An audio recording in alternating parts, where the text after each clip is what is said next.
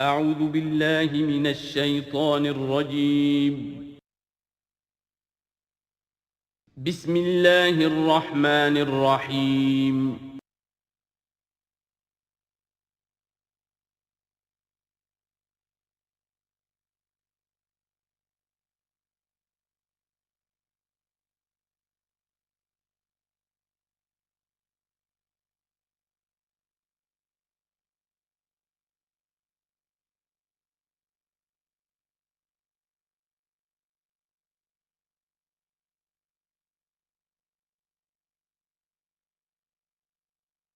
الحمدللہ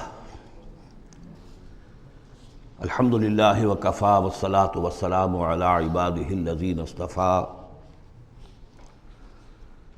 خصوصاً علی افضلہم وخاتم النبیین محمد الامین وعلی آلہ وصحبہ اجمعین اما بعد فقد قال اللہ تبارک وتعالی کما ورد فی سورة الحدید اعوذ باللہ من الشیطان الرجیم بسم اللہ الرحمن الرحیم سبح للہ ما فی السماوات والارض وهو العزیز الحکیم لہ ملک السماوات والارض یحیی ویمیت وهو علی کل شیء قدیر هو الاول والآخر والظاہر والباطن وهو بكل شيء علیم صدق اللہ العظیم رب اشرح لي صدری ویسر لي امری واحلل عقدۃ من لسانی یفقہوا قولی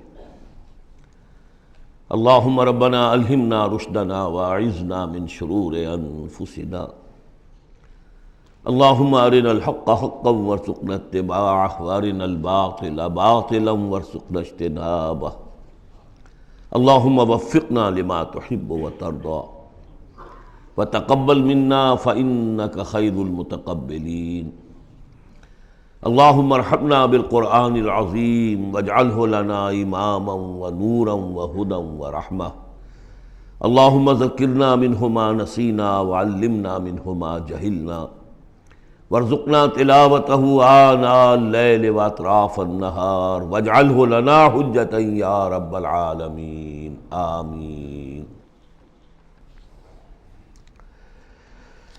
سورہ حدید سے قرآن حکیم میں جو مکی اور مدنی صورتوں کے 7 گروپ ہیں ان میں سے چھٹے گروپ کی مدنی صورتوں کا آغاز ہو رہا ہے۔ یہ مقام اس اعتبار سے بہت اہم ہے کہ ایک تو یہ کہ پورے قرآن مجید میں تعداد کے اعتبار سے مدنی صورتوں کا یہ سب سے بڑا گلدستہ ہے۔ سورہ حدید سے شروع ہو کر جو 27ویں پارے کی آخری صورت ہے، پھر سورہ تحریم تک کہ جو 28ویں پارے کی آخری صورت ہے، یہ مسلسل صورتیں ہیں 10۔ اگرچہ حجم کے اعتبار سے یہ زیادہ نہیں ہے، 1.25 پارے سے بھی کم، لیکن صورتوں کی تعداد کے اعتبار سے یہ مدنی صورتوں کا سب سے بڑا گلدستہ ہے قرآن حکیم میں۔ اس لیے کہ ذہن میں تازہ کر لیجئے، پہلے سورہ بقرہ، آل عمران، سورہ نساء، سورہ مائدہ، اگرچہ 6.25 پارے لیکن صورتیں تو 4 ہی تھیں۔ پھر سورہ انفال، سورہ توبہ 2 صورتیں، پھر سورہ نور 1 صورت، پھر سورہ احزاب 1 صورت، پھر 3 صورتیں سورہ محمد صلی اللہ علیہ وسلم، سورہ فتح اور سورہ حجرات۔ یہ 10 صورتیں۔ دوسری نمایاں بات ان کی یہ ہے کہ ان میں سے 5 صورتیں وہ ہیں جن کا آغاز ہوتا ہے سبح للہ یا یسبح للہ کے الفاظ سے۔ تسبیح کرتی ہے اللہ کی ہر شے جو آسمانوں میں ہے اور ہر شے جو زمین میں ہے۔ اور یہ تسبیح کا ذکر فعل ماضی میں بھی ہے، فعل مضارع میں بھی ہے، اور فعل مضارع عربی زبان میں حال اور مستقبل دونوں کو کور کرتا ہے۔ تو گویا کہ زمان و مکان کا پورا احاطہ ہو گیا کہ جو کچھ آسمانوں میں ہے اور جو کچھ زمین میں ہے وہ اللہ کی تسبیح بیان کر رہا ہے، ہمیشہ سے اب بھی کر رہا ہے اور ہمیشہ کرے گا۔ ان صورتوں کا ایک خصوصی پھر نام ہے ان میں سے المسبحات، وہ صورتیں کہ جو تسبیح باری تعالیٰ کے ذکر سے شروع ہوتی ہیں۔ اس میں شامل کرتے ہیں بعض لوگ سورۃ الاعلیٰ کو بھی، سبح اسم ربک الاعلیٰ، لیکن وہاں وہ حکم کی صورت میں ہے۔ یہ مسبحات جو ہیں اس گروپ میں ان کی خصوصی شان ہے۔ تیسری بات جو کہ مضامین کے اعتبار سے ہے، بلکہ زمانہ نزول کے اعتبار سے پہلے سمجھ لیجئے۔ پہلی بات میں نے عرض کی کہ قرآن حکیم میں مدنی صورتوں کا تعداد سور کے لحاظ سے سب سے بڑا گلدستہ، ان میں سے 5 مسبحات۔ تیسری بات یہ کہ ان سب کا باستثناء واحد زمانہ نزول جو ہے وہ حضور صلی اللہ علیہ وسلم کا جو مدنی دور ہے سیرت مبارکہ کا، اس کا نصف آخر ہے، یعنی سن 5 کے بعد نازل ہوئی ہے، سوائے ایک صورت کے، تو آ جائے گی سامنے۔ باقی جو 9 صورتیں ہیں یہ سب کی سب بات کی ہے۔ اس سے جو متعلق بنتی ہے بات وہ یہ ہے کہ اس زمانے میں مسلمانوں میں جوش جہاد، ذوق شہادت، جذبہ انفاق، بحیثیت مجموعی اس میں کچھ کمی آ گئی تھی۔ یہ کمی میں پہلے بھی اشارہ کر چکا ہوں کہ معاذ اللہ اس اعتبار سے نہیں ہوئی کہ سابقون الاولون کے ذوق میں اور شوق میں اور جذبے میں کمی آ گئی، لیکن چونکہ تعداد بڑھی مسلمانوں کی، اور اب اکثریت ان لوگوں کی تھی کہ جو ایمان لائے ہیں ہجرت کے بعد، ان کی اس طرح کی تربیت تو نہیں ہوئی جیسے کہ مکے والوں کی ہوئی تھی 12 برس تک۔ اس اعتبار سے اوسط جب نکالیں گے تو اوسط کے اعتبار سے یقیناً ادھر کچھ اب اضمحلال کے آثار تھے۔ یہ آیت سورہ انفال میں بھی آ چکی ہے، الآن فیکم ضعف، اب تمہارے اندر کچھ کمزوری آ گئی ہے۔ پہلے تم ایک مومن 10 کافروں پر بھاری ہو سکتا تھا، اب ہم ایک کے مقابلے میں 2 پر فتح دیں گے۔ یہ بات سورہ انفال میں آ چکی ہے، لیکن یہاں خاص طور پر نوٹ کیجئے کہ ان تمام صورتوں کے پس منظر میں وہ اضمحلال ہے۔ نتیجہ یہ ہے کہ ان تمام صورتوں میں مسلمانوں کو جیسے کہ جھنجھوڑا جا رہا ہے، تمہیں کیا ہو گیا؟ سورہ صف میں آپ دیکھیں گے، یا ایھا الذین آمنوا لم تقولون ما لا تفعلون، کیا ہو گیا تمہیں؟ کیوں کہتے ہو جو کرتے نہیں ہو؟ اسی سورہ حدید میں آئے گا، وما لکم لا تؤمنون باللہ، تمہیں کیا ہو گیا؟ اللہ پر ایمان پختہ کیوں نہیں رکھتے؟ وما لکم الا تنفقوا فی سبیل اللہ، تمہیں کیا ہو گیا ہے؟ اللہ کے راہ میں خرچ کیوں نہیں کرتے؟ اسی طرح سورہ جمعہ میں وَإِذَا رَأَوْا تِجَارَةً أَوْ لَهْوًا انفضوا إِلَيْهَا وَتَرَكُوكَ قَائِمًا، تو گرفت کا پہلو ہے، پکڑ کا، اور جھنجھوڑا جا رہا ہے۔ اس میں یقیناً روح سخن منافقین کی طرف بھی ہے، لیکن بحیثیت مجموع ان صورتوں میں جو اصل خطاب ہے وہ منافقین سے نہیں ہے۔ منافقین کے موضوع پر ایک مکمل صورت بھی ہے، اور سورہ حدید میں بھی اس مرض کا جو ہے اس کی پیتھولوجی پورے طور سے بیان کی گئی، یہ مرض پیدا کیسے ہوتا ہے۔ لیکن یہ ہے کہ عام طور پر جو روح سخن ہے وہ ضعفاء کی طرف ہے، کمزور مسلمان، منافق نہیں، یعنی جن کا ایمان اتنا قوی نہیں ہے کہ ہرچہ باد آباد۔ اور یہ میں آپ سے عرض کر چکا ہوں، یہ فرق تو شروع سے بھی تھا۔ السابقون الاولون من المہاجرین والانصار والذین اتبعوہم باحسان رضی اللہ عنہم ورضوا عنہ، اس درجے کے لوگوں میں بھی سب کے سب ایک جیسے تو نہیں تھے، وہ درجات تو بلند ترین ہے، رضی اللہ عنہم ورضوا عنہ، تو فرق تو تھا۔ اور اگر حفظ مراتب نہ کنی زندگی، تو ان درجات کا جب تک کہ آپ لحاظ نہ رکھیں اور نہ سمجھیں تو بات سمجھ میں نہیں آئے گی۔ اس پہلو سے یہاں اصل خطاب جو منافقین سے نہیں ہے، یعنی یہ سورہ نساء اور سورہ توبہ اس کا جو رنگ ہے اس میں اصل خطاب منافقین سے ہے، یہاں وہ بات نہیں ہے، ضعفاء، کمزور۔ اس اعتبار سے آج کے مسلمانوں کے لیے اہم ترین حصہ قرآن حکیم کا یہ 10 صورتیں ہیں۔ آج کا ایک مسلمان ان 10 صورتوں کو سمجھ لے جو گویا پورے قرآن کا خلاصہ اس کو مل جائے گا۔ ایک تو اس اعتبار سے بھی کہ جیسے میں نے عرض کیا نفاق کا مضمون آیا سورہ نساء میں، سورہ توبہ میں، اور بھی صورتوں میں آیا، سورہ قتال سے شروع ہو گیا، لیکن یہ کہ ایک چھوٹی سی صورت ہے 11 آیتوں کی اس مجموعے میں، سورۃ المنافقون، وہ خلاصہ ہے اس پوری بحث کا۔ ایمان کی بحث تو مکی صورتوں میں 2/3 قرآن مکی صورتوں پہ مشتمل ہے، اب اس میں التذکیر میں آلاء اللہ جو ہے وہ نکال دیجئے تو ساری بحث ایمان ہی کی تو ہے، توحید کی، آخرت کی، معاد کی، بعث بعد الموت کی، رسالت کی۔ اتنی لمبی چوڑی بحث کو سورہ تغابن 18 آیات پر مشتمل ایک صورت ہے۔ واقعہ یہ ہے کہ خلاصہ نکال دیا گیا، اتر کشید کر کے رکھ دیا گیا۔ تو ایک تو اس اعتبار سے بھی کہ اگر ان صورتوں کو سمجھ لیا جائے تو پورے قرآن کا خلاصہ سمجھ لیجئے کہ ان میں موجود ہے، 1.25 پارہ ہے، 1.25 پارے سے بھی کم ہے۔ اور دوسرے اس اعتبار سے کہ آج جو ہم مسلمان ہیں تو ہم تو در حقیقت نسلی مسلمان ہیں کہ ہم چونکہ بائی ایکسیڈنٹ آف برتھ، ایک حادثہ ہے یہ، ہمارے لیے اس میں کوئی فیصلہ تو نہیں تھا کہ ہم مسلمان ماں باپ کے گھر پیدا ہوں گے، اس بات نن آف اوور چوائس، اللہ نے ہمیں پیدا کر دیا مسلمان ماں باپ کے گھر، تو ہم نے اللہ، رسول، آخرت، نماز، روزہ یہ بچپن ہی سے سیکھ لیا، لیکن وہ ایمان، قلبی یقین والا ایمان، وہ تو شاذ ہی کسی کو نصیب ہوتا ہے۔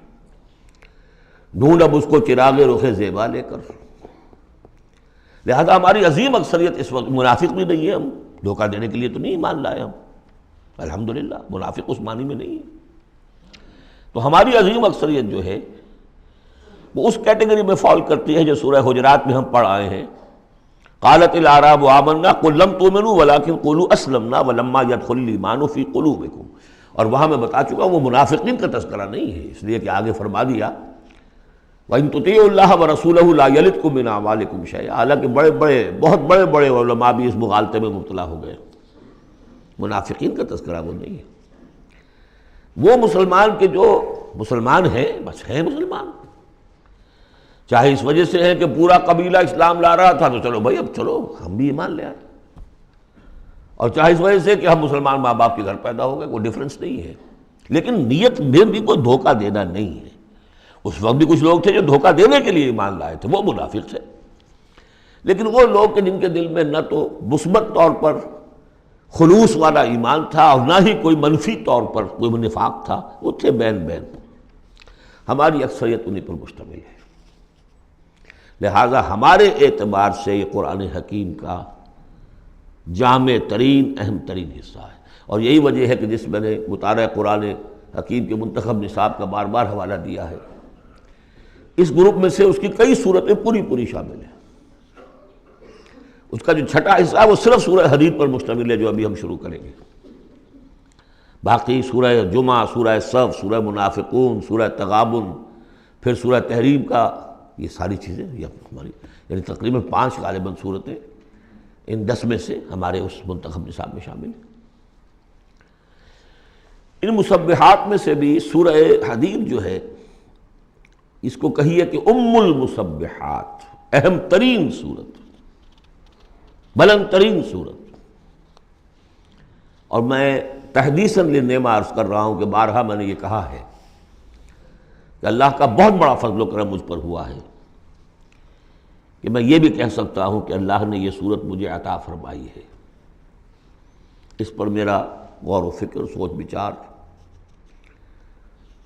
50s سے شروع ہو چکا تھا، اور اللہ تعالیٰ نے مجھے انشراح دیا اس صورت کے بارے میں، اور اس کے حوالے سے اب اس کے دروس میرے 15 گھنٹے پر بھی ہیں، اس کے بھی کیسٹس ہیں، اس کے بھی ویڈیوز ہیں، اس میں جو مباحث ہیں عظیم، ان میں سے تو ایک چاہتا ہے کہ عظیم لیکچر اس پر ہو۔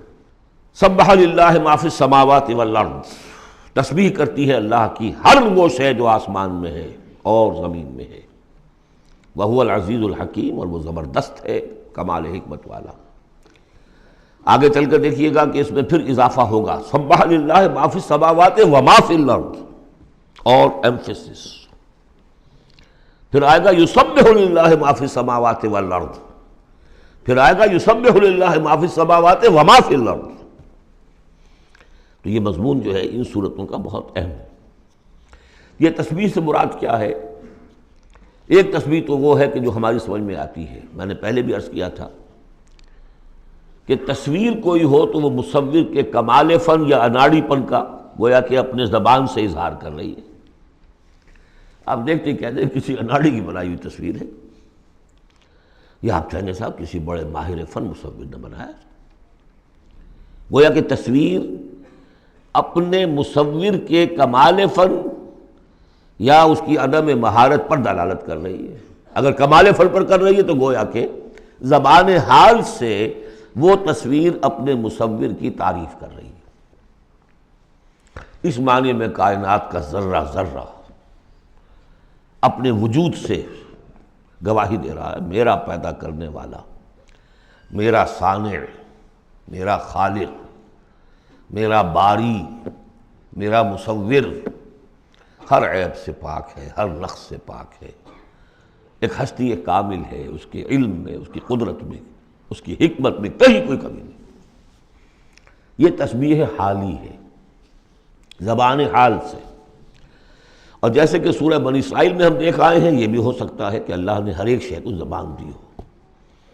سورہ حامیم سجدہ میں بھی الفاظ آئے، ہمارے ہاتھ پاؤں کہیں گے الیوم انطقنا اللہ الذی انطق کل شیء، آج ہمیں اس اللہ نے زبان دے دی، اس نے ہر شے کو زبان دی ہے، تو ہر شے کی بھی زبان ہو سکتی ہے۔ اور سورہ بنی اسرائیل میں تھا وَإِن مِّن شَيْءٍ إِلَّا يُسَبِّحُ بِحَمْدِهِ وَلَٰكِن لَّا تَفْقَهُونَ تَسْبِيحَهُمْ، تو زبان حال والی تسبیح تو ہماری سمجھ میں آ رہی ہے، ہو سکتا ہے اور معلوم ہوتا ہے کہ ہے ایک کوئی دوسرا پہلو بھی جو ہماری سمجھ سے بالا تر ہے۔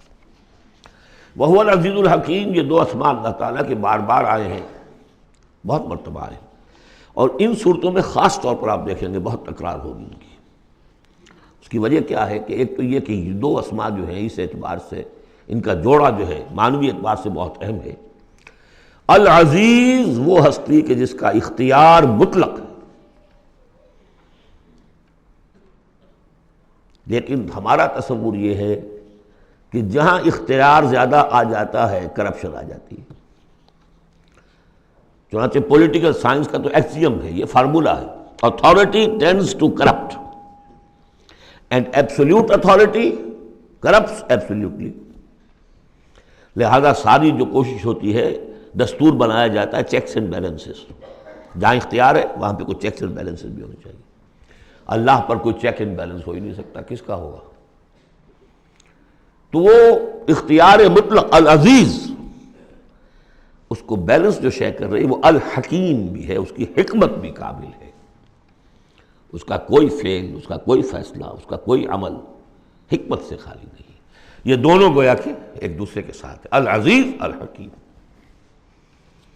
لہو ملک السماوات والارض، کیونکہ اس سورہ مبارکہ میں خاص طور پر دین، ایک دین کی حیثیت سے کہ جس میں ایک نظام، پورا نظام زندگی آئے اور حکومت بھی اس کے اندر شامل ہو، اللہ کی حکومت، لہذا یہ شانیں جو ہے خاص طور پر نمایاں کی جائیں گی۔ لہو ملک السماوات والارض، اس کے لیے ہے آسمانوں اور زمین کی بادشاہی۔ یحیی و یمیت، وہی زندہ رکھتا ہے، وہی مارتا ہے۔ وَهُوَ عَلَىٰ كُلِّ شَيْءٍ قَدِيرٌ، وہ ہر چیز پر قادر ہے۔ اس سورہ مبارکہ کی پہلی 6 آیات میں اللہ تعالیٰ کے اسماء و صفات کا جو ذکر ہو رہا ہے وہ پورے قرآن میں اس اعتبار سے منفرد ہے کہ بلند ترین سطح پر انتہائی جامعیت کے ساتھ فلسفے اور منطق کی بلند ترین سطح پر ہے۔ تیسری آیت اس کی وہ ہے جس کے بارے میں میں نے آپ کو پہلے سنایا تھا، امام راضی کا قول کہ آ کر کھڑے ہو گئے اس مقام پر جیسے کہ خوف زدہ ہو انسان، دہشت زدہ ہو۔ هو الاول والآخر والظاہر والباطن وهو بكل شيء علیم، وہی اول ہے، وہی آخر ہے، وہی ظاہر ہے، وہی باطن ہے۔ کیا سمجھے اس کو؟ وہی وہ ہے، پھر یہ کیا ہے؟ غالب کا بڑا پیارا شعر ہے، جبکہ تجھ بن نہیں کوئی موجود، پھر یہ ہنگامہ ہے خدا کیا ہے؟ وہی اول، وہی آخر، وہی ظاہر، وہی باطن۔ یہ ہے وہ مقام جس پر کہ آ کر کھڑے ہو گئے امام راضی، اعلم ان ھذا المقام مقام غامض مہیب عمیق، خبردار، ہوشدار کہ رہبر دم تیغست قدم رہا، ہوشیار ہو جاؤ، اب تلوار کی دھار پر قدم آ گیا ہے تمہارا۔ یہ ہے وہ مسئلہ کہ جس کو ہمارے بعض صوفیہ وحدت الوجود سے تعبیر کرتے ہیں، لیکن یہ فلسفے کا مشکل ترین مسئلہ ہے۔ وحدت وجود کی ایک تعبیر وہ بھی ہے جو کفر ہے، شرک ہے، اموست، جس کے کفر و شرک ہونے میں کسی کو اختلاف نہیں، لیکن یہ کہ یہ عام لوگوں کی سمجھ میں آنے والی بات ہے نہیں۔ میں نے امکانی حد تک سمجھایا ہے اور مجھے اطمینان ہے۔ بہرحال اب اس میں یوں سمجھ دیجئے، یہ کائنات حادث ہے، ہم جانتے ہیں کہ حادث ہے، ہمیشہ سے تو نہیں ہے۔ پہلے کون تھا؟ اللہ تھا۔ تو کائنات کا آغاز کہاں سے ہوا؟ اللہ سے۔ پھر ہم پڑھائے ہیں کل من علیہا فان ویبقی وجہ ربک ذو الجلال والاکرام، ایک وقت آئے گا کچھ نہیں رہے گا، وجہ ربک ذو الجلال والاکرام رہ جائے گا۔ تو آخر کون ہوا؟ اب یہ اول و آخر کے مابین جو ہے، اس کا ظاہر بھی وہ ہے، باطن بھی وہ ہے۔ یہ بہت مشکل مسئلہ ہے، لیکن یہ کہ اس کو ایک حدیث نے عام لوگوں کے لیے آسان کر دیا ہے۔ حضور یہ دعا کرتے تھے، اے اللہ انت الاول فلیس قبلک شیء، تو وہ پہلا ہے کہ جس سے پہلے کوئی شے نہیں تھی، وانت الآخر فلیس بعدک شیء، تو وہ آخر ہے کہ تیرے بعد کچھ نہیں، وانت الظاہر فلیس فوقک شیء، تو اس سے اوپر کوئی شے نہیں، وانت الباطن فلیس دونک شیء۔ بہرحال اس کو اسی حد تک اس وقت رکھیے، جن کو زیادہ شوق ہو جائے وہ پھر میرے وہ تفصیلی کیسٹس کی طرف رجوع کریں۔ هو الاول والآخر والظاہر والباطن وهو بكل شیء علیم، وہ ہر چیز کا علم رکھتا ہے۔ اب تو واضح ہو گیا ہے ہی وہ۔ اس سے پہلے ہم پڑھا تھے نحن اقرب الیہ من حبل الورید، تو اس حوالے سے تو یہ دو صفات اللہ کی خاص طور پر آپ دیکھیں گے قرآن میں، علی کل شیء قدیر بکل شیء علیم، دو چیزیں آئیں گی خاص طور پر، ہر چیز کا علم رکھنے والا، ہر چیز پر قادر۔ هو الذی خلق السماوات والارض فی ستۃ ایام، وہی ہے جس نے بنائے آسمان اور زمین 6 دنوں میں، ثم استوى علی العرش، پھر متمکن ہوا تخت حکومت پر، عرش پر۔ یعلم ما یلج فی الارض، یہ پہلے بھی آیت آ چکی ہے سورہ فاطر میں غالباً یا سورہ سبا میں۔ وہ جانتا ہے جو کچھ کے داخل ہوتا ہے زمین میں، وما یخرج منہا، جو کچھ نکلتا ہے اس سے، وما ینزل من السماء، اور جو کچھ اترتا ہے آسمان سے، وما یعرج فیہا، اور جو چڑھتا ہے اس میں، وہو معکم، ویسے پانی بھی اترتا ہے، بخارات بھی چڑھتے ہیں، فرشتے اترتے ہیں احکام خداوندی لے کر، اور پھر وہ چڑھتے ہیں، یا تو انسانوں کی جانیں لے کر بھی چڑھ رہے ہوتے ہیں، یا یہ کہ جو بھی یہاں پر ہو رہا ہے اس کی رپورٹس لے کر چڑھتے ہیں۔ زمین کے اندر پانی جذب ہوتا ہے، بیج داخل ہوتا ہے، نکلتا ہے پودا، ان تمام چیزوں کا احاطہ کیا۔ وَهُوَ مَعَكُمْ أَيْنَمَا كُنْتُمْ، تم جہاں کہیں بھی ہوتے ہو وہ تمہارے ساتھ ہوتا ہے۔ وَاللَّهُ بِمَا تَعْمَلُونَ بَصِيرٌ، اللہ تعالیٰ جو کچھ تم کر رہے ہو اسے دیکھ رہا ہے، خود چشمدید گواہ ہے۔ پھر دیکھیے لَهُ مُلْكُ السَّمَاوَاتِ وَالْأَرْضِ، توحید کا یہ تقاضا کہ بادشاہی اسی کی ہو، ایک عقیدے کی توحید ہے بس، یہ کہ بادشاہی اسی کی ہو، لَهُ مُلْكُ السَّمَاوَاتِ، آسمان اور زمین کی بادشاہی اسی کی ہے۔ وَإِلَى اللَّهِ تُرْجَعُ الْأُمُورُ، تمام معاملات اسی کی طرف لوٹا دیے جائیں گے۔ یولج اللیل فی النہار ویولج النہار فی اللیل، وہ پرو لاتا ہے رات کو دن میں اور پرو لاتا ہے دن کو رات میں، یہ مضمون بھی کئی مرتبہ آ چکا ہے۔ وَهُوَ عَلِيمٌ بِذَاتِ الصُّدُورِ، علم کو دیکھیے کتنی مرتبہ دہرایا ہے، بِكُلِّ شَيْءٍ عَلِيمٌ، يَعْلَمُ مَا يَلِجُ فِي الْأَرْضِ وَمَا يَخْرُجُ مِنْهَا وَمَا يَنزِلُ مِنَ السَّمَاءِ وَمَا يَعْرُجُ فِيهَا، اور یہاں ہوا علیم بذات الصدور، سینوں کے اندر جو کچھ ہے اس کو بھی جانتا ہے۔ یہ 6 آیات ہیں، یہ پہلا حصہ ہے سورۃ مبارکہ کا، اور یہ شاندار تمہید بنی، آگاہ ہو جاؤ کس کا کلام پڑھ رہے ہو، کس سے ہم کلام ہو۔ ہوشدار کہ رہ بردم تیغست قدم را۔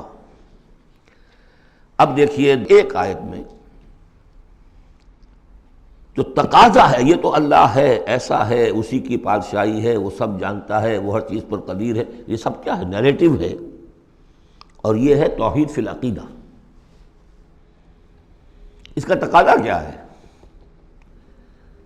آمنوا باللہ ورسولہ وانفقوا مما جعلکم مستخلفین فیہ فالذین آمنوا منکم وانفقوا لہم اجر کبیر۔ دو لفظوں میں تقاضا آیا، ایمان لاؤ اللہ پر اور اس کے رسول پر، اور خرچ کر دو ان سب میں سے جس میں اس نے تمہیں خلافت عطا کی ہے۔ سب سے پہلی خلافت تمہیں عطا کی اس جسم میں، اسے اللہ کے لیے لگاؤ۔ ذہانت، فطانت، طلاقت لسانی، جو دیا ہے، پیسہ دیا ہے، مال دیا ہے، اولاد دی ہے، سب کو اللہ کی راہ میں لگاؤ۔ یہ نفق کا لفظ پیسے کے خرچ کے لیے بھی آتا ہے، جان کے خرچ کے لیے بھی آتا ہے۔ نفقت الدراہم، پیسے ختم ہو گئے۔ نفق الفرس، گھوڑا مر گیا۔ تو نفق کا لفظ دونوں کے لیے آتا ہے۔ تو انفقوا مما جعلکم مستخلفین فی، جس چیز میں تمہیں استخلاف عطا کیا ہے لگاؤ، خرچ کرو، صرف کر دو۔ یہ دو تقاضے ہیں۔ اصل میں یوں سمجھیے کہ جو سورہ حجرات میں دو تقاضے آئے تھے، آمنوا باللہ ورسولہ، سورہ حجرات میں آئے تھے انما المؤمنون الذین آمنوا باللہ ورسولہ ثم لم یرتابوا وجاہدوا باموالہم وانفسہم فی سبیل اللہ۔ حقیقی مومن تو صرف وہ ہے جو ایمان لائے اللہ پر اور اس کے رسول پر، پھر شک میں بالکل نہیں پڑے، اور انہوں نے جہاد کیا اللہ کی راہ میں اور کھپا دیے جان بھی اور مال بھی، وہی سچے ہیں۔ یہاں پر دو ہیں، ان میں دونوں میں ایک سے تو مشترک ہو گئی، آمنوا باللہ ورسولہ، ایمان لاؤ اللہ پر اس کے رسول پر جیسے کہ ایمان کا حق ہے۔ وانفقوا، اور خرچ کر دو، انفاق مال، انفاق نفس، بذل نفس، دونوں چیزیں آ جائیں گی۔ مما جعلکم مستخلفین فیہ، اب اگر یہ دو کام کر دو تو تمہارے وارے نیارے ہیں، تم کامیاب ہو۔ فالذین آمنوا منکم وانفقوا لہم اجر کبیر، تو جو تم میں سے یہ دو تقاضے پورے کر دیں، ایمان لائیں جیسے کہ ایمان کا حق ہے، یقین والا ایمان، اور انفاق کر دیں، خرچ کر دیں، لگا دیں، کھپا دیں، اپنے آپ کو بھی اور اپنی تمام جو بھی کچھ اپنی ملکیت ہے، جو ساز و سامان ہے، لہم اجر کبیر۔ اب دیکھیے نظم، دیکھیے اب دو آیتوں میں وہ ڈانٹ کا، ڈپٹ کا، زجر کا معاملہ ہو رہا ہے۔ وَمَا لَكُمْ لَا تُؤْمِنُونَ بِاللَّهِ، تمہیں کیا ہو گیا ہے، کیوں نہیں ایمان رکھتے اللہ پر؟ وَالرَّسُولُ يَدْعُوكُمْ لِتُؤْمِنُوا بِرَبِّكُمْ، جبکہ ہمارے رسول محمد صلی اللہ علیہ وسلم تمہیں دعوت دے رہے ہیں، وہ ابھی موجود ہیں تمہارے مابین، تمہیں کیا ہو گیا؟ وہ تمہیں دعوت دے رہے ہیں کہ تم ایمان رکھو اپنے رب پر۔ وَقَدْ أَخَذَ مِيثَاقَكُمْ، اور دیکھو تم سے عہد لے چکا ہے تمہارا رب۔ اگر تم ایمان کا دعویٰ کرتے ہو تو عہد در عہد، ایک عہد تو تم کر کے آئے تھے، أَلَسْتُ بِرَبِّكُمْ قَالُوا بَلَىٰ، پھر ایک عہد تم نے کیا سَمِعْنَا وَأَطَعْنَا، پھر تم نے عہد کیا ان اللہ اشترى من المؤمنین انفسهم واموالهم بان لهم الجنہ، بیع و شرع ہو چکی ہے۔ وقد اخذ میثاقکم، وہ تم سے عہد لے چکا ہے، ان کنتم مؤمنین، اگر تم حقیقتاً مومن ہو، دعویٰ تو کر رہے ہو ایمان کا۔ ساتھ ہی اب راستہ بتا دیا، اگر تم اپنی گریبان میں جھانکو اور محسوس کرو کہ وہ یقین والا ایمان تو نہیں ہے، اندر تو کچھ خلاصہ ہے، اللہ کرے کہ ہمیں اس کا احساس ہو جائے، اپنی گریبانوں میں جھانکیں۔ اسلام تو ہے، اللہ کا شکر ہے، جو یہاں آئے ہوئے ہیں، دور دور سے آئے ہوئے ہیں، تو اسلام تو ہے، روزہ نماز تو ہے، لیکن اپنے اندر جھانکے وہ ایمان، یقین والا ایمان۔ اگر احساس ہو جائے کہ نہیں ہے تو معلوم ہونا چاہیے کہاں سے ملے گا یہ۔ هو الذی ينزل على عبده آیات بینات لیخرجکم من الظلمات الی النور، وہی تو ہے جو اپنے بندے پر صلی اللہ علیہ وسلم یہ آیات بینات نازل کر رہا ہے تاکہ نکالے تمہیں اندھیروں سے روشنی کی طرف۔ گویا کہ ایمان حقیقی، یقین والے ایمان کا منبع، سرچشمہ، اس کی سورس یہ ہے اللہ کی کتاب۔ اسے پڑھو، سمجھ کر پڑھو، تدبر کرو، غور و فکر کرو، محسوس کرو گے کہ تمہارے اندر ایک ہلچل ہے، تمہاری فطرت کے تار، یہ قرآن چھیڑے گا انہیں۔ نغمے بیتاب ہے تاروں سے نکلنے کے لیے، ایک ذرا چھیڑ تو دے زخمہ مضراب حیات، اور اس سے خود تمہارے اندر سے ابھر کر ایمان اندر سے ابھرے گا۔ تمہارے اندر ہے، سویا ہوا ہے، تمہاری روح میں ہے، ڈورمنٹ ہے، صرف ایکٹیویٹ کرنے کی بات ہے، اور یہ آیات قرآنیہ انہیں ایکٹیویٹ کرتی ہیں۔ هو الذی ينزل على عبده آیات بینات لیخرجکم من الظلمات الی النور وان اللہ بکم لرؤوف رحیم، اور یقیناً اللہ تمہارے حق میں بہت رؤوف اور رحیم ہے۔ اب آپ نے دیکھ لیا کہ سورس جو ہے اس ایمان کا وہ کیا ہے، قرآن۔ سورہ شورا میں ہم دیکھ آئے ہیں خود حضور کو کہاں سے ملا، وَكَذَلِكَ أَوْحَيْنَا إِلَيْكَ رُوحًا مِّنْ أَمْرِنَا مَا كُنْتَ تَدْرِي مَا الْكِتَابُ وَلَا الْإِيمَانُ وَلَكِنْ جَعَلْنَاهُ نُورًا نَهْدِي بِهِ مَن نَّشَاءُ مِنْ عِبَادِنَا۔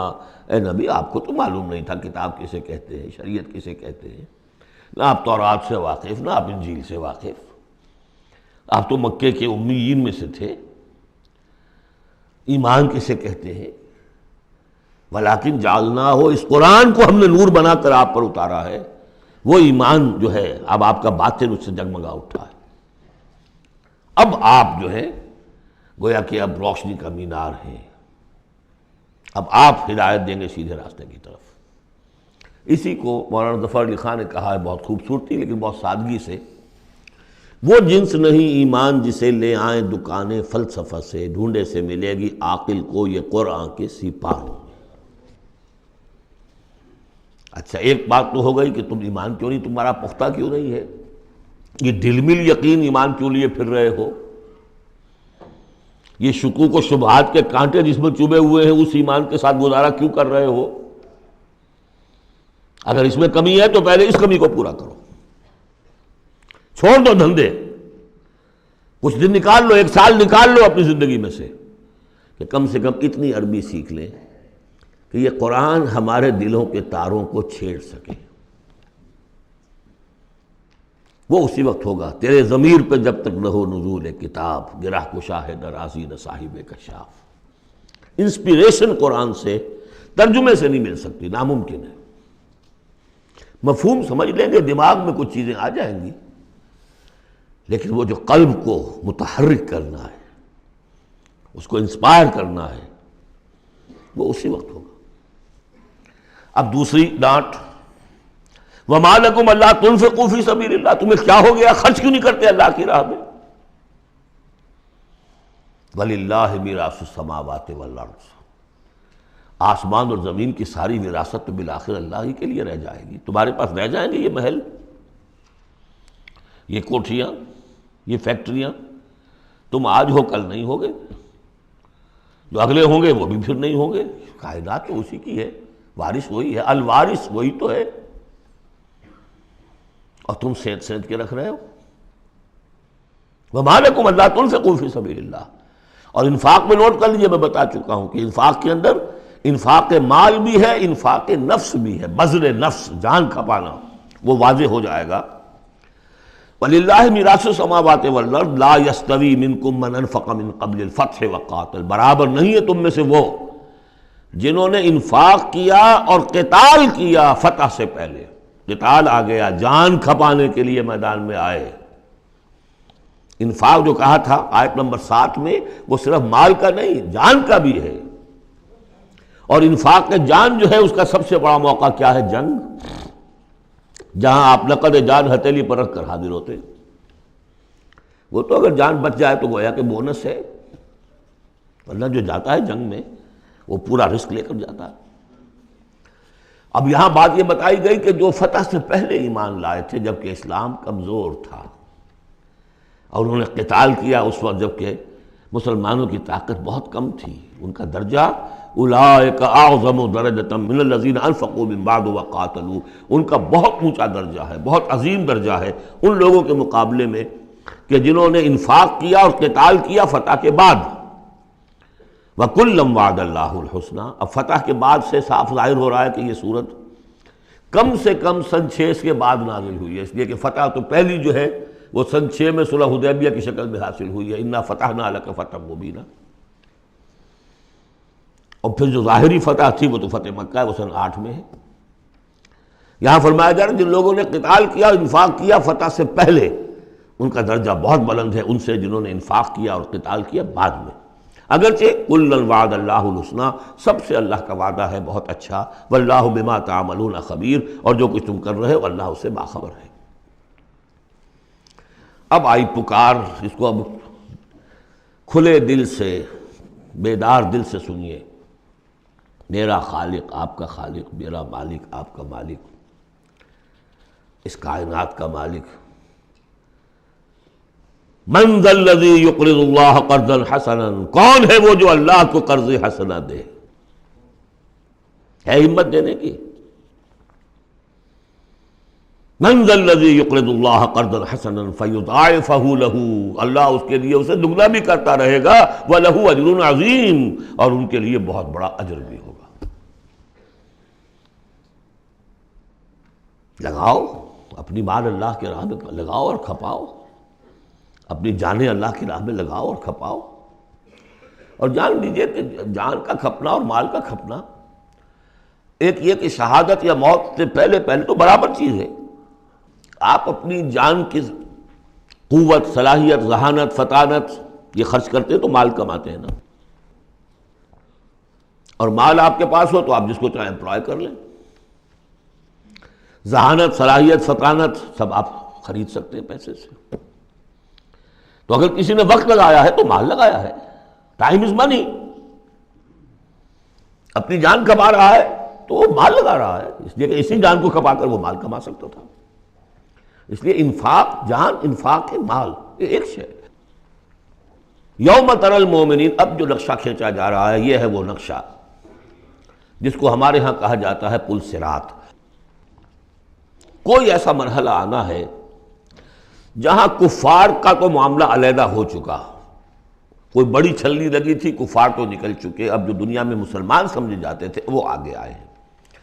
آپ کو معلوم ہے جہاں کرشرز لگے ہوتے ہیں، پتھروں کو توڑ کے بجری بناتے ہیں، تو اس میں مختلف سوراخوں کی وہ چھلنیاں لگی ہوتی ہیں۔ پہلے 1 انچ سے زیادہ کا پتھر جو ہے وہ علیحدہ ہو جائے گا، پھر آدھا انچ والا علیحدہ ہو جائے گا، پھر چوتھائی انچ والا علیحدہ ہو جائے گا، وغیرہ وغیرہ۔ تو وہاں پر بھی کوئی مستقل کوئی چھلنیاں، ایک چھلنی لگ چکی، کافر تو گئے، اب رہ گئے مسلمان۔ ان میں ذرا چھانٹی کرنی ہے کہ ان میں صاحب ایمان کون ہے اور منافق کون ہے۔ اس کے لیے پل صراط کوئی جگہ ہے جہاں سے گزرنا ہوگا، گھپ اندھیرا ہوگا، اور اس کے نیچے ہوگی جہنم، گھپ اندھیرا۔ اور جن کے پاس ایمان تھا دنیا میں انہیں روشنی مل جائے گی، یہاں ان کے قلب سے روشنی نکل رہی ہوگی۔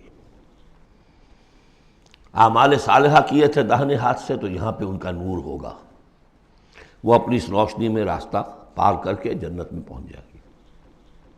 اور جن کے پاس یہ روشنی نہیں تھی، چاہے وہ مسلمانوں میں شریک تھے، چاہے مسلمانوں کے قائد ہوں، بہت بڑے قائد ہوں، لیکن اگر وہ نور ایمان سے محروم تھے اور اعمال صالحہ کی کوئی پونجی نہیں تھی، انہیں روشنی نہیں ملے گی، وہ ٹھوکریں کھاتے ہوئے گریں گے اور جہنم میں جائیں گے۔ یہ ہے نقشہ۔ یہ نقشہ یہاں پر تفصیل سے کھینچا گیا ہے، پھر دوبارہ آخری جو صورت ہے سورہ تحریم، اس میں پھر اس کا تذکرہ آئے گا۔ یوم تری المؤمنین والمؤمنات یسعی نورہم بین ایدیہم وبایمانہم، جس دن کہ تم دیکھو گے مومن مردوں اور مومن عورتوں کو کہ ان کا نور دوڑتا ہوا ہوگا ان کے سامنے اور داہنی طرف، سامنے نور ایمان اور داہنی طرف نور اعمال صالحہ۔ بشراکم الیوم جنات تجری من تحتہا الانہار خالدین فیہا، ان سے کہا جائے گا آج تمہارے لیے بشارت ہے ان جنتوں کی جن کے نیچے نہریں بہہ رہی ہیں، اور تم رہو گے اس میں ہمیشہ ہمیشہ، ذالک هو الفوز العظیم، یقیناً یہی بہت بڑی کامیابی ہے۔ یوم یقول المنافقون والمنافقات، جس دن کے کہیں گے منافق مرد اور منافق عورتیں للذین آمنوا، ان اہل ایمان سے، انظرونا، ذرا ٹھہرو، ہمارا انتظار کرو، نقتبس من نورکم، تمہاری روشنی سے ہم بھی فائدہ اٹھا لیں۔ ہمارے پاس تو کوئی نور ہے نہیں۔ دیکھیے انتہائی دھوپ اندھیرا ہو، کہیں جنگل میں سے گزرنا ہو اور پگڈنڈی ہو، اس پر آپ چل رہے ہو، جس کے پاس ٹارچ ہے وہ تو گویا کہ بادشاہ ہے اس وقت، اور وہ تیز تیز قدم اٹھا رہا ہے، پیچھے والا کہتا ہے کہ بھائی ٹھہرو بھیا، تمہارے پاس تو ٹارچ ہے، ہمیں بھی ساتھ لے کے چلو۔ وہی نقشہ ہے۔ انظرونا، ہمیں مہلت دو، انتظار کرو ہمارا، ذرا ٹھہرو، کہاں بڑھے چلے جا رہے ہو؟ اقتبس من نورکم، یہی وہ لفظ ہے اقتباس۔ قبس کہتے ہیں چنگاری کو، کسی چولہے میں سے چنگاری لا کر اپنے چولہے میں آگ جلا دینا۔ ہم تمہارے اس نور سے فائدہ اٹھا لیں۔ قیل ارجعوا وراءکم فالتمسوا نورا، کہا جائے گا لوٹ جاؤ پیچھے کی طرف اور تلاش کرو نور۔ یہ نور یہاں نہیں ملا، دنیا سے کما کر لایا گیا ہے۔ یہاں قیلہ کہا گیا، قالو نہیں کہا گیا۔ اہل ایمان کی شرافت اور مروت سے یہ بعید ہے کہ وہ یہ جواب دے۔ کوئی کہنے والا ہوگا اللہ کا فرشتہ، قیلہ کہا جائے گا، قیل ارجعوا وراءکم، لوٹ جاؤ پیچھے کی طرف، فالتمسوا نورا، اگر ہو سکتا جاؤ دوبارہ دنیا کے اندر، وہاں جا کر ایمان اور عمل صالح کی کمائی کر کے لاؤ تو یہ نور ہوگا۔ فضرب بینہم بسور لہ باب، اور اتنے عرصے میں ان کے درمیان ایک فصیل حائل کر دی جائے گی جس میں ایک دروازہ ہوگا، باطنہ فیہ الرحمہ، اس فصیل کے اندر کی طرف رحمت ہوگی، وظاہرہ من قبلہ العذاب، اور اس کے باہر کی طرف عذاب الہی کا نزول شروع ہو جائے گا۔ یہ چھلنی ہے جو اہل ایمان اور منافقین کے درمیان لگائی جائے گی۔ اب اس اعتبار سے اگلی دو آیتیں جو ہیں قرآن مجید کا اہم ترین مقام ہے کہ یہ پیتھولوجی کیسے ڈیولپ ہوتی ہے، نفاق کیسے آتا ہے۔ ینادونہم الم نکن معکم، وہ منافق کہیں گے اے مسلمانوں کیا ہم تمہارے ساتھ نہ تھے؟ تمہارے ساتھ مسجد نبوی میں ہم نمازیں پڑھتے تھے، عیدیں پڑھتے تھے، ہم تمہارے ساتھ تھے۔ الم نکن معکم، کیا ہم تمہارے ساتھ نہ تھے؟ قالوا بلا، اب وہ کہیں گے ہاں تھے تو ہمارے ساتھ، کیوں نہیں تھے؟ ولکنکم فتنتم انفسکم، تم نے اپنے آپ کو فتنے میں ڈالا۔ فتنہ کیا ہے؟ انما اموالکم واولادکم فتنہ، مال اور اولاد سے ضرورت سے زیادہ محبت، اگر اللہ اور اس کے رسول اور اس کی راہ میں جہاد سے زیادہ محبت ہے اہل و عیال سے اور مال سے، تم نے اپنے آپ کو اپنے ہاتھوں فتنے میں ڈال لیا۔ یہاں ذرا وہ آیت اب یاد کر لیجئے جو سورہ توبہ میں ہم پڑھا ہے، آیت نمبر 24، قل ان کان آباؤکم وابناؤکم واخوانکم وازواجکم وعشیرتکم واموال اقترفتموها وتجارۃ تخشون کسادها ومساکن ترضونها احب الیکم من اللہ ورسولہ وجہاد فی سبیلہ فتربصوا حتی یاتی اللہ بامرہ واللہ لا یہدی القوم الفاسقین۔ اے نبی ان سے کہہ دیجئے کہ اگر تمہیں اپنے باپ اور بیٹے اور بھائی اور بیویاں اور رشتہ دار اور وہ مال جو بڑی محنت سے جمع کیے ہیں، وہ تجارت جس کی کساد کا تمہیں اندیشہ رہتا ہے، اور وہ حویلیاں اور محل جو تمہیں بڑے محبوب ہیں، اگر ان 8 چیزوں کی محبت زیادہ ہے تمہارے دل میں اللہ اور اس کے رسول اور اس کی راہ میں جہاد کی محبت سے، تو جاؤ دفع ہو جاؤ، انتظار کرو یہاں تک کہ اللہ اپنا فیصلہ سنا دے۔ یہ ترازو کس نے ٹلٹ کی ادھر؟ یہ 8 والا پلڑا کیوں ہوا نیچے؟ کیوں نہیں یہ 3 والا نیچے گیا؟ یہ تمہارا فیصلہ ہے، اٹ واز یور چوائس، لہذا فتنتم انفسکم، تم نے خود اپنے آپ کو فتنے میں ڈالا، اور یہ فتنے میں جب ڈالا وتربصتم، نتیجہ تربص نکلا، وہی جو آیت ختم ہوئی آیت نمبر 24 سورہ توبہ کی، فتربصوا، گو مگو میں آدمی مبتلا ہو جاتا ہے، چلوں نہ چلوں، بڑھوں نہ بڑھوں، قدم بڑھاتا ہوں تو یہ خطرات آتے ہیں، یہ مصیبتیں آتی ہیں، رک جاتا ہوں تو باز پرس ہوتی ہے، پوچھا جائے گا اچھا چلو جھوٹ بول کے جان بچا لوں گا، اس سے آگے بڑھنا شروع ہوتا ہے بس۔ وَلَكِنَّكُمْ فَتَنْتُمْ أَنفُسَكُمْ وَتَرَبَّصْتُمْ وَارْتَبْتُمْ، اور پھر ایک مرحلہ آتا ہے کہ وہ ایمان کی تھوڑی بہت پونجی جو تھی اس میں ریب اور شکوک و شبہات کے کانٹے چڑھنے شروع ہو جاتے ہیں، کیا پتہ ہوگی بھی کہ نہیں آخرت، یہ دنیا نقد ہے، اس کی لذت نقد، اس کی کلفت نقد، اس کا عیش نقد، اس کی تکلیف نقد. پتہ نہیں آخرت ہوگی کہ نہیں ہوگی. پھر شکوک و شبہات آئیں گے. آخری بات وغرتکم الامانی، پھر تمہیں دھوکہ دیا مزید تمہاری خواہشات نے. اللہ بڑا بخشنے والا ہے، اللہ پالن ہار ہے، اللہ بخشن ہار ہے، ہم کچھ بھی کریں آخر تیرے محبوب کی امت میں ہیں. We are the chosen people of the Lord. غرتکم الامانی، کبھی خیال ہوتا بھی ہے تو یہ تھپکیاں دے دے کر یہ امانی جو ہے یہ سلا دیتی ہے. وغرکم باللہ الغرور حتی جاء امر اللہ، یہاں تک کہ اللہ کا فیصلہ آ گیا. وغرکم باللہ الغرور، اور تمہیں خوب دھوکہ دیا اللہ کے نام پر اس دھوکے باز نے، شیطان لعین نے. یہ سورہ لقمان میں آ چکا ہے. فلا یغرنکم الحیات الدنیا ولا یغرنکم باللہ الغرور. یہ ہے سٹیجز. دنیا، مال، اسباب، اولاد، کاروبار، ان چیزوں میں اتنا انہماک کہ اللہ اور اس کا رسول اور اللہ کی راہ میں جہاد کی جو محبت ہے وہ کمتر ہو جائے. یہ نقطہ آغاز ہے. یہاں سے تربص سے ریب و شکوک، اور ریب و شکوک سے آگے نفاق. فَالْيَوْمَ لَا يُؤْخَذُ مِنْكُمْ فِدْيَةٌ وَلَا مِنَ الَّذِينَ كَفَرُوا، تو آج نہ تم سے کوئی فدیہ قبول کیا جائے گا اور نہ کافروں سے. اشارہ کر دیا گیا دنیا میں تم مسلمانوں کے ساتھ تھے، یہاں تمہارا حشر ہم کافروں کے ساتھ ہے. یہی نفاق کی حقیقت ہے. منافق دنیا میں مسلمان شمار ہوتا ہے، قانون میں مسلمان ہے، آخرت میں جا کر پردہ کھلے گا کہ ایمان کی حقیقت تو تھی ہی نہیں. یہ تو ایک عقیدہ تھا، لیے پھرتا تھا، ایک ڈوگما تھا، دل میں وہ بات نہیں تھی. وَلَمَّا يَدْخُلِ الْإِيمَانُ فِي قُلُوبِكُمْ، وہ ایمان ابھی تمہارے دلوں میں داخل نہیں ہوا تھا. دل کے اندر ایمان نہیں تو نور کہاں سے آ جائے گا؟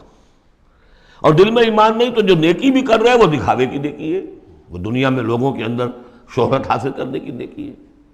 ہاں ایمان یہاں ہے تو اب نیکی جو ہے اس کے اندر نور ہے. فَالْيَوْمَ لَا يُؤْخَذُ مِنْكُمْ فِدْيَةٌ وَلَا مِنَ الَّذِينَ كَفَرُوا مَأْوَاكُمُ النَّارُ وَهِيَ مَوْلَاكُمْ وَبِئْسَ الْمَصِيرُ. اب تو تمہارا ٹھکانہ تو آگ ہی ہے اور وہ بہت برا ٹھکانہ ہے. وہی تمہاری مولا ہے، غم خار ہے، دم ساز ہے.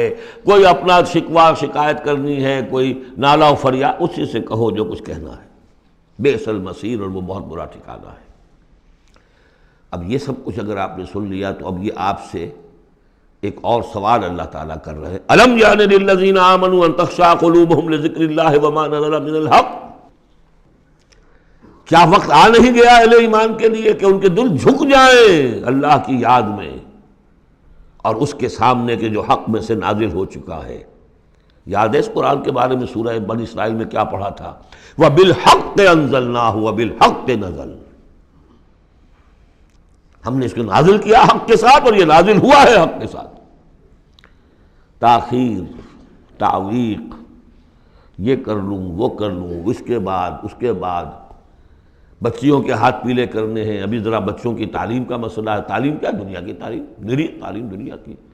خود ساری عمر گزار دی ہے جن کوچوں کی سیر کرتے ہوئے انہی کوچوں میں داخل کر رہے ہیں اپنی اولاد کو. اور ایسے ایسے لوگ بھی ہیں، ایسے ایسے ناسمجھ لوگ، کچی عمر میں برطانیہ بھیج دیا، امریکہ بھیج دیا، اور پھر روتے ہوئے آتے ہیں بچہ بگڑ گیا، بچے نے یہ کر دیا، بچہ وہ ہو گیا. یہ تو حال ہے. الم یعن للذین آمنوا ان تخشع قلوبہم لذکر اللہ وما نزل من الحق. کیا وقت آ نہیں گیا؟ کس کے منتظر ہو؟ اہل ایمان کے دل جھک جائیں اللہ کی یاد میں اور اس قرآن کے سامنے. ولا یکونوا کالذین اوتوا الکتاب من قبل، نہ ہو جائیں ان لوگوں کے مانند جنہیں کتاب دی گئی تھی پہلے. فطال علیہم الامد، تو جب ان پر ایک طویل مدت گزر گئی، فقست قلوبہم، تو ان کے دل سخت ہو گئے. یاد ہے سورہ بقرہ کی آیت؟ ثم قست قلوبکم فہی کالحجارۃ او اشد قسوہ، پتھروں کی طرح سخت، اس سے بھی زیادہ سخت. وکثیر منہم فاسقون، اور ان کی اکثریت فاسقوں پر، فاجروں پر مشتمل ہے. دیکھ لو ایک راستہ وہ ہے. اب بھی نہ مڑو گے، اب بھی نہ توبہ کرو گے، اب بھی نہ باز آؤ گے، تو پھر دیکھ لو نشان عبرت کے طور پر وہ موجود ہے قوم. ثم قست قلوبکم فہی کالحجارۃ او اشد قسوہ. اعلموا، اب ساتھ ہی جہاں یہ ذرا ڈانٹ ڈپٹ کا انداز ہے، ہمت افزائی بھی، گھبراؤ نہیں۔ اگر تم یہ محسوس کرتے ہو کہ دل کی زمین، دل کی کھیتی ایمان کے اعتبار سے بنجر ہے، کچھ نہیں اس میں، تب بھی گھبراؤ نہیں، مایوس نہ ہو۔ اعلموا ان اللہ یحیی الارض بعد موتہا، جان لو اللہ تعالیٰ زندہ کر دیتا ہے زمین کو اس کے مرنے کے بعد۔ زمین دیکھتے ہو بے آب و گیا بڑی ہوتی ہے، بنجر، بارش برستی ہے تو وہ زندہ ہو جاتی ہے۔ اللہ تمہارے دلوں کی کھیتی کو بھی اثر نو، ایمان کی فصل بخش سکتا ہے، مایوس نہ ہو۔ اعلموا ان اللہ یحیی الارض بعد موتہا قد بینا لکم الآیات لعلکم تعقلون، ہم نے تو تمہارے لیے اپنی آیات خوب واضح کر دی ہیں تاکہ تم عقل سے کام لو، یعنی ہمت نہ ہارو، کوشش کرو۔ کھیتیاں دوبارہ اس کے اندر فصل آ جایا کرتی ہے، بارش برستی ہے، ہاں لیکن کھیتی کے اندر کچھ ہل چلانا پڑتا ہے، بیج ڈالنا پڑتا ہے، مشقت کرنی پڑتی ہے۔ تو یہاں بھی تمہیں ایک ہل چلانا ہوگا، اور وہ ہل چلانا کیا ہے؟ یہ مال کی محبت ہے کہ جو اس زمین کے اندر جس نے کہ بنجر بنا دیا ہے، اس کو ہل چلاؤ، مال کی محبت نکالو۔ ان المصدقین والمصدقات واقرضوا اللہ قرضا حسنا یضاعف لهم ولهم اجر کبیر، یقیناً صدقہ دینے والے مرد اور صدقہ دینے والی عورتیں اور جو اللہ کو قرض حسنہ دیں، یہ میں بتا چکا ہوں سورہ بقرہ میں جب ہم پڑھ رہے تھے 2 رکوع، کہ اللہ کے لیے، دین کے لیے، اللہ کی رضا جوئی کے لیے خرچ کرنے کی 2 مدیں ہیں۔ ایک انسانوں میں سے غرباء، مساکین، یتیموں، بیواؤں، بیماروں، مسافروں اور مقروضوں کے لیے خرچ کرنا، وہ صدقہ ہے۔ اس لیے زکوٰۃ کو بھی کہا صدقات، انما الصدقات للفقراء والمساکین۔ ایک اللہ کے دین کے لیے، اس کی دین کی نشر و اشاعت ہے، اس کے پیغام کو پھیلانا ہے، اس کی تعلیم ہے، پھر اس دین کو غالب کرنے کی جد و جہد ہے، اس کے لیے ساز و سامان چاہیے، اس کے لیے وسائل چاہیے۔ تو ایک ہے صدقہ، ایک ہے اللہ کے ذمہ قرض حسنہ۔ کیوں؟ اس لیے کہ اللہ کے دین کو غالب کرنا ہے، لہذا اس کی جد و جہد میں جو مال خرچ ہو رہا ہے اللہ اسے اپنے ذمہ قرض حسنہ کہتا ہے۔ یہ ہل چلانا پڑے گا، مال کی محبت اس سے نکلے گی۔ صدقہ دو گے، اللہ کو قرض حسنہ دو گے، تو یہ جو اس نے بریک لگی ہوئی ہے، جیسے گاڑی کو بریک لگی ہوئی ہے اور آپ جو ہے ایکسلریٹر کو دبا رہے ہیں تو وہ تو راکنگ کرے گی، وہیں کی وہیں کھڑی رہ جائے گی، چلے گی تو نہیں، کیسے چلے؟ بریک لگی ہوئی ہے۔ اس بریک کو کھولو پہلے، اور وہ بریک کیا ہے؟ مال کی محبت۔ اس کا علاج کیا ہے؟ انفاق۔ ان المصدقین والمصدقات واقرضوا اللہ قرضا حسنا یضاعف لهم ولهم اجر کریم والذین آمنوا باللہ ورسلہ اولئک هم الصدیقون والشہداء عند ربہم۔ اب آخری مرتبہ یہ صدیقیت اور شہادت کا بھی مضمون ہمارے ہاں پھر آ گیا۔ اگر یہ بریک کھل گیا، اب گاڑی کو چلاؤ، گاڑی چلے گی، لیکن اب مختلف طبائع کی مناسبت سے اگر تو تمہارا مزاج صدیقین والا ہے، صدیقیت کے مرتبے کو پہنچ جاؤ گے۔ اگر مزاج شہادت والا ہے، شہداء کے مقام کو حاصل کر لو گے۔ اولئک مع الذین انعم اللہ علیہم من النبیین والصدیقین والشہداء والصالحین۔ بریک لگی بھی ہے تو کچھ نہیں ہوگا، مال کی بریک کھولو، گاڑی چلاؤ۔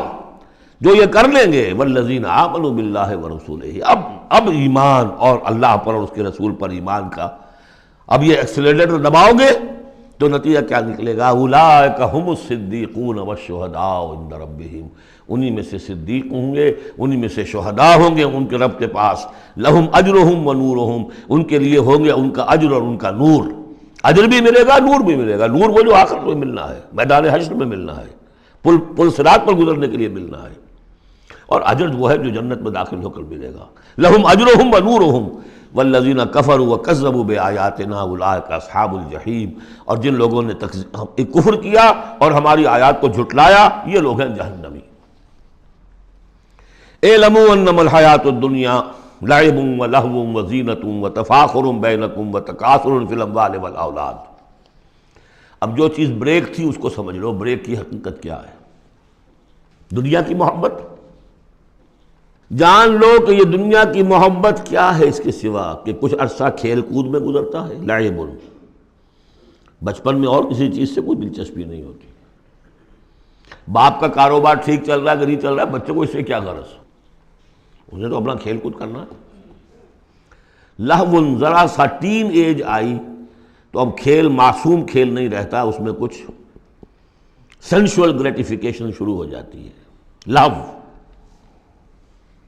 اور اسی وقت جو ہے زینت، بناؤ سنگھار بہت ہوتا ہے، بہت اس ایج میں مردوں کو بھی خیال ہوتا ہے ٹھیک ٹھاک لباس ہو، پورا جو ہے ہمارے فیشن کے مطابق ہو، ویری سینسٹیو۔ اس کے بعد ذرا عمر بڑھتی ہے، تفاخر بینکم، اب فخر، نسل پر فخر، مال پر فخر، دولت پر فخر، اور فخر میں بڑھ جانا، تفاخر بینکم۔ لیکن جب ذرا زندگی ذرا اور ڈھلی، تکاثر فی الاموال والاولاد، کثرت سے مال اور اولاد۔ اس کے بعد یہ ہے، ایک سٹیج پر تو یہ ہوتا ہے کہ مونچھ نیچی نہ ہو چاہے سب کچھ چلا جائے، اور اگلی سٹیج پر یہ ہوتا ہے کہ مونچھ نیچی کیا، شیو بھی ہو جائے تو کوئی بات نہیں، مال آنا چاہیے۔ یہ عجیب آیت ہے، انسانی زندگی کے یہ نفسیاتی مراحل ہیں۔ بہت کم لوگوں نے سمجھا اس آیت کو۔ اس کا ہر دور میں کوئی ایک شے ہوتی ہے جو انسان کے اس ذہن پر اور نفسیاتی اعتبار سے اس کے نزدیک بڑی اہمیت کی حامل ہوتی ہے۔ بچپن میں کھیل کود، ذرا اس سے بڑا ٹین ایجرز، اس میں لہو وزینۃ، اس سے اوپر آئے تفاخر، اس سے اوپر آئے اب یہ ہے کہ بڑا ریئلسٹک ہو جاتا ہے آدمی، چھوڑو میاں ان باتوں کو، پیسے کی فکر کرو، رکھو اس کو، سنبھالو۔ تکاثر فی الاموال والاولاد کمثل غیث، میں نے بارہا کہا یہ ایک لائف سائیکل ہے، ہیومن لائف سائیکل۔ وہی لائف سائیکل آپ کو ملتی ہے باٹنی میں، نباتات میں۔ کمثل غیث، جیسے کہ بارش برستی ہے، اعجب الکفار نباتہ، تو جو کسان ہوتے ہیں اس سے جو روئیدگی کھیتی اپجتی ہے اس کو بڑی اچھی لگتی ہے۔ ثم یہیج، پھر وہ کھیتی اپنی پوری قوت پر آتی ہے، فتراہ مصفرا، پھر دیکھتے ہو وہ زرد ہو جاتی ہے، ثم یکون حطاما، پھر کھیتی کٹ جاتی ہے اور چورا چورا کہیں جو ہے وہ توڑی کے ٹکڑے پڑے رہ جاتے ہیں۔ اسی طرح بچہ پیدا ہوتا ہے، بڑی خوشیاں ہیں، جشن بن رہا ہے، پھر وہ بچہ جوان ہوا ہے، ثم یہیج، جو اپنی پوری قوت کو پہنچ گیا ہے، فتراہ مصفرا، پھر بالوں میں بھی سفیدی آ گئی، پھر چہرے پر جھریاں آ رہی ہیں، ثم یکون حطاما، پھر مرے اور گڑھے میں دفن ہوئے اور مٹی میں مل کر مٹی ہو گئے۔ لیکن ایک زندگی آخرت کی ہے جس کے لیے کوئی اس طرح کا اینڈ نہیں ہے۔ وَفِي الْآخِرَةِ عَذَابٌ شَدِيدٌ وَمَغْفِرَةٌ مِّنَ اللَّهِ وَرِضْوَانٌ، اور آخرت میں ہے بہت بڑی سزا اور مغفرت اللہ تعالیٰ کی طرف سے، اور یا رضوان ہے۔ وَإِنَّهَا لَجَنَّةٌ أَبَدًا أَوْ لَنَارٌ أَبَدًا وَمَا الْحَيَاةُ الدُّنْيَا إِلَّا مَتَاعُ الْغُرُورِ، اور جان لو کہ دنیا کی یہ زندگی تو سوائے دھوکے کے ساز و سامان کے اور کچھ نہیں ہے۔ یہ تمہیں اپنے اندر گم کیے رکھتی ہے، بھلائے رکھتی ہے، نہ اللہ یاد نہ آخرت یاد، اسی میں مگن، اسی میں گم۔ کافر کی یہ پہچان کہ آفاق میں گم ہے، اور مومن کی یہ پہچان کہ گم اس میں ہے آفاق۔ بارک اللہ لی ولکم فی القرآن العظیم ونفعنی وإیاکم بالآیات والذکر الحکیم۔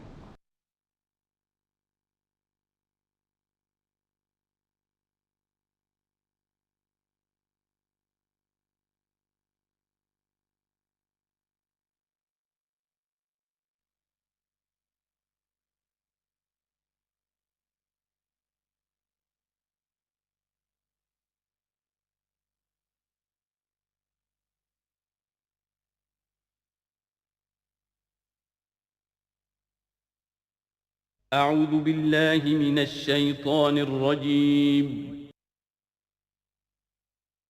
بسم الله الرحمن